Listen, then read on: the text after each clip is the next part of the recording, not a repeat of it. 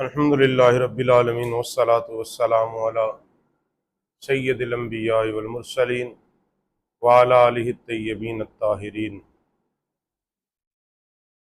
اللہم صلی علی سیدنا و مولانا محمد وعلی آلہ واصحابہ وبارک وسلم۔ حضرات گرامی قدر، دین سیکھنا ہر مسلمان کی ذمہ داری بھی ہے اور ضرورت بھی ہے، مگر دین ان لوگوں سے سیکھیں اور اپنے بچوں کو ان لوگوں سے دین سکھائیں جو دین کی سمجھ رکھتے ہیں۔ جس موضوع پر میں بات کرنا چاہ رہا ہوں آپ بخوبی سمجھ چکے ہوں گے۔ حال ہی میں ایک خبر سامنے آئی سوشل میڈیا پہ، پرنٹ پہ، مین سٹریم پہ، الیکٹرانک میڈیا پہ،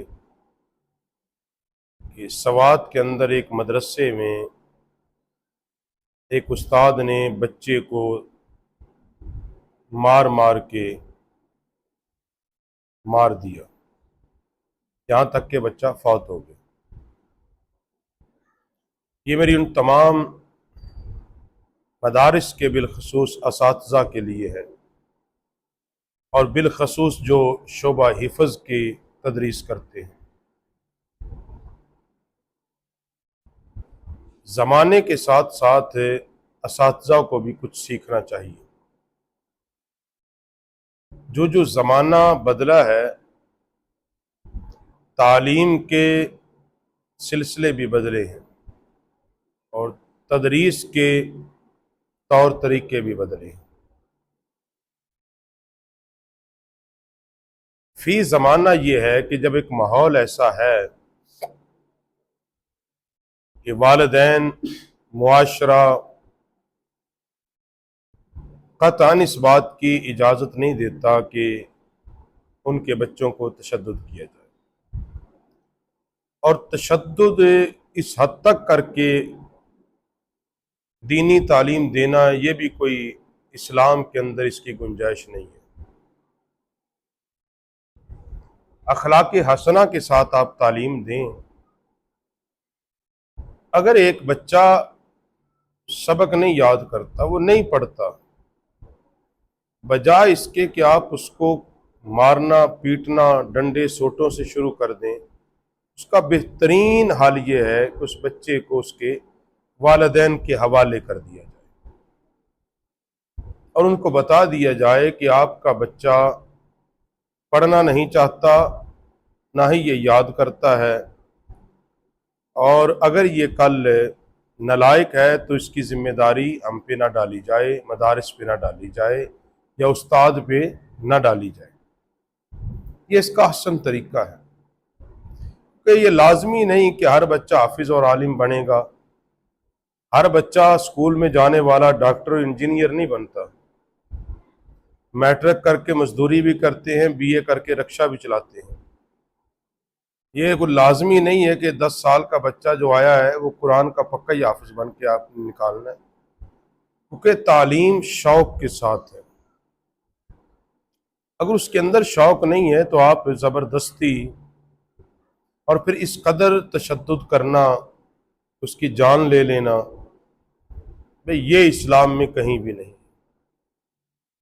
ادوار صحابہ سے لے کر جتنے بھی محدثین، مدرسین، مبلغین رہے ہیں، اس طرح کی تعلیم نہیں ہے۔ مگر اس واقعے کو تمام مدارس دینیہ پر فٹ کرنا یہ بھی ٹھیک نہیں ہے۔ اس مدرسے میں واقعہ ہوا ہے، بالکل ہم اس حق میں ہیں کہ جن اساتذہ نے یہ کام کیا ہے ان کو قرار واقعی سزا ملنی چاہیے،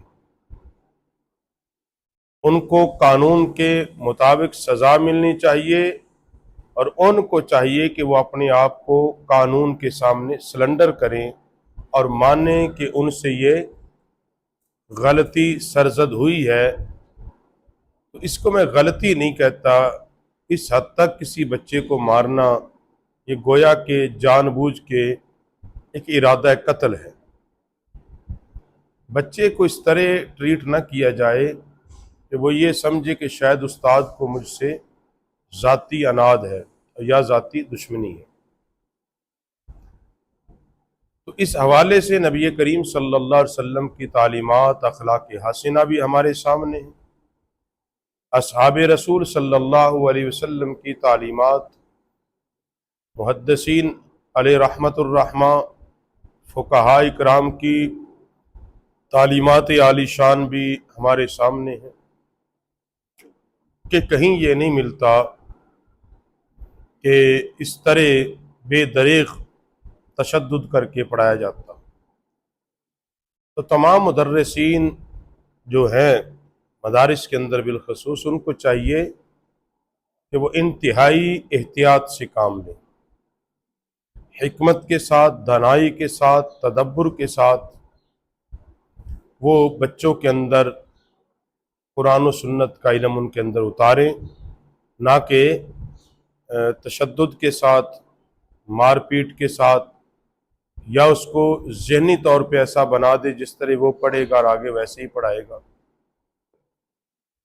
تو ایسا ہی اصل میں نظام چل رہا ہے کہ جو پیٹ رہا ہے آج، جب اس نے پڑھا تھا اس نے بھی اتنی ہی مار کھائی تھی۔ تو اس چیز کو ترک کر دینا چاہیے کہ چونکہ ہم نے مار کھا کے پڑھا ہے، لہذا آگے بھی ایسی پڑھائی ہوگی۔ اس کا بہترین جو میں نے حل آپ کو بتایا ہے وہ یہ ہے کہ آپ جو بچہ سبق نہیں یاد کرتا، نہیں پڑھتا، آپ بآسن طریقے سے اس کے بچے کو والدین کے حوالے کر دو اور ان سے معذرت کر لو کہ ہم اس بچے کو نہیں پڑھا سکتے، برائے کرم آپ کسی اور ادارے میں لے جائیں، کسی اور جگہ پہ لے جائیں۔ اور والدین سے بھی گزارش ہے وہ بھی اس کو انا کا مسئلہ نہ بنائیں کہ میں نے ہر قیمت میں یہیں پہ پڑھانا ہے، آپ نہیں پڑھا سکتے، استاد نالائق ہے۔ اور استاد کی بچے کی نالائقی کو استاد پہ ڈال دینا یہ بھی کسی قدر ٹھیک نہیں ہے۔ تو لہٰذا یہ جو کچھ سوات کے ایک مدرسے میں ہوا ہے یہ ایک ظلم تھا، ظلم ہے۔ ایسا کرنے والے اساتذہ وہ رحم کے قابل نہیں ہے۔ جو حقیقت ہے، سچائی ہے، وہ یہ ہے، اور نہ ہی ایسے واقعات سے آپ کو اسلام کی خدمت کر رہے ہیں، یہ بھی بات یاد رکھیں۔